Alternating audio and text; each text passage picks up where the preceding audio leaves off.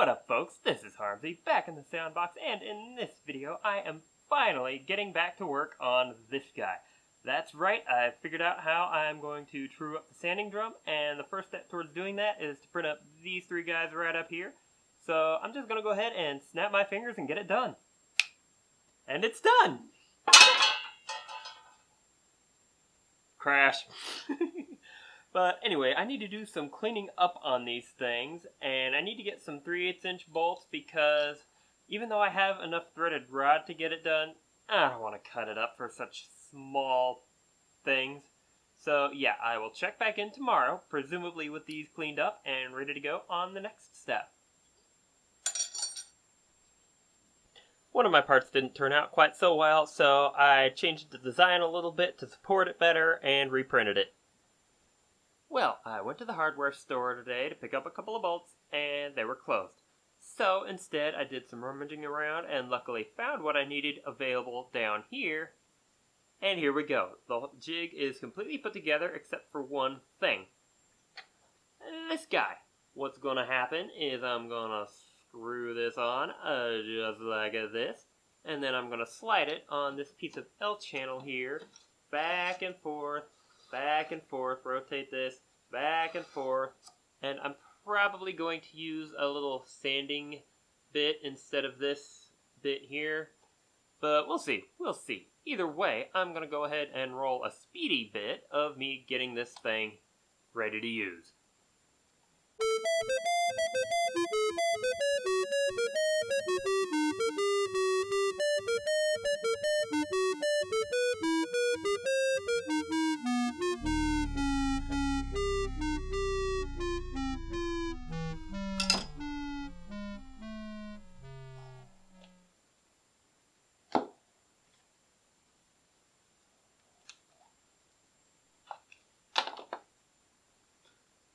Alrighty, after the rotary tool mishap, I printed up this little guy right here to hold this rasp on the jig up against the cylinder, and unfortunately it was wobbling like crazy, so this is garbage.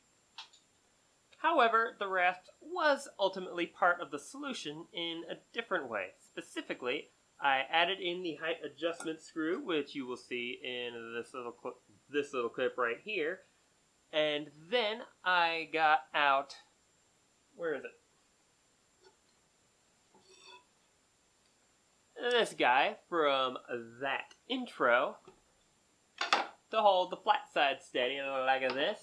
And I just hold it in here and just move the cylinder kind of something like this. And when it's moving easily enough along the whole length, I raise it up a little bit. This is going to take a while. And instead of a speedy bit, because this is too much boring for the amount of file space it'll take up, I'm just going to skip to this being done.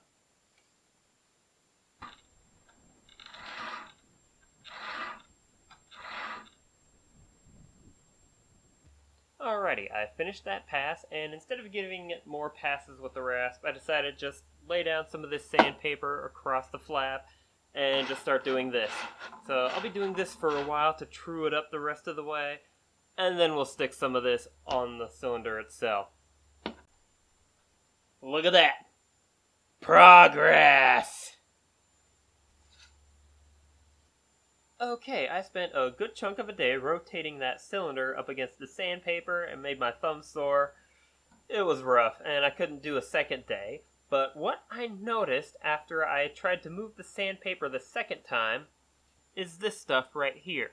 That is not sawdust, those are dings in the board from the adhesive on the back of the sandpaper, pulling bits up with it when I picked it up to move it. I had to shift it around a couple times because the line that was rubbing up against the sandpaper was getting smooth. And so, it wasn't being very useful. And after the second time I picked up the sandpaper, I noticed this stuff. So I had to call it quits there.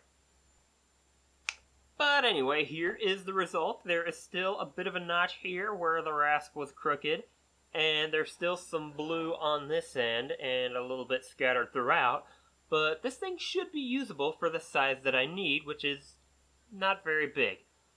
So, despite not quite being perfect, I'm going to go ahead and wrap this stuff around it.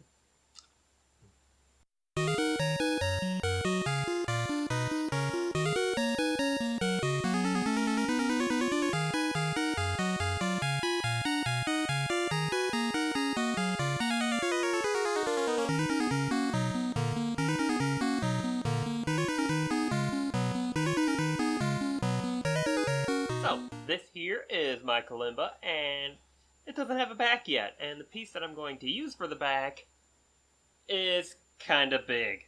Also, it's too big to fit on the bandsaw. However, that bigness is kind of a good thing, because if we look at the straightest edge of this, which is up here, the grain of the wood is actually sort of like this. So this piece was cut crooked, and I need to straighten that cutting so that I could get a good straight horizontal look on the back of my instrument. So I'll be losing some width anyway. Let me go ahead and mark it out and get ready to do some cutting. Unfortunately, the bandsaw blade turned out to be dull and drifty, and I just could not control it. So let's just cut it by hand.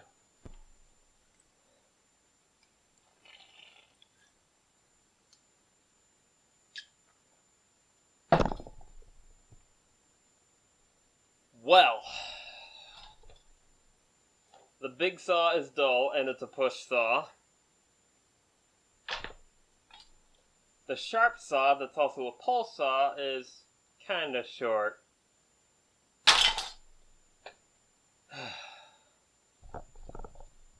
And the guy using the saw has no skill. Look how ugly that is. Look how even uglier the bigger leftovers are. Up here, over here. Both these blocks need to go through the thickness sander. But first, I need a shower.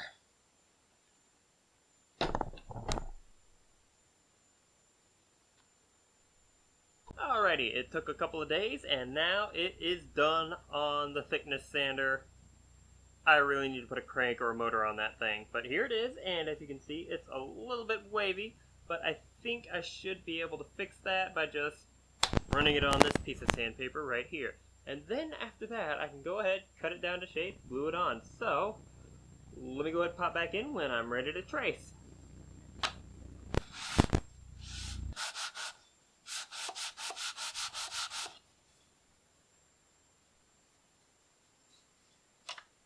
Okay, let's try again. Dark side up there. And make sure we have our corner not snipped off.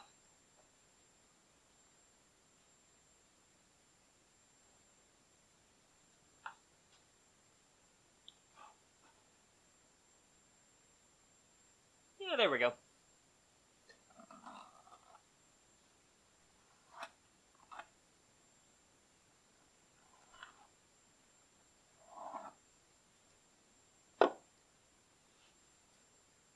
Now that I have the shape traced out, I'm going to go ahead and cut this just a little bit wide. I can trim it down later just fine.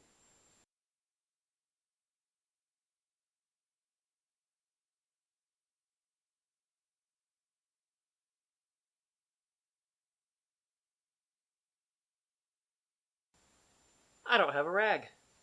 Now I have a rag. Let's get gluing. Wait, who am I kidding? I won't be able to wipe out the excess.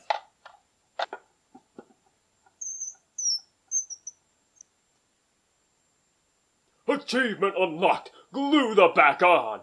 Now I just need to wait for the glue to dry, and then I can flush cut it and make a tool to do the edging. Yes, I need to make another tool next video. Ooh, I felt it vibrate in my hand. No. My fingers are vibrating.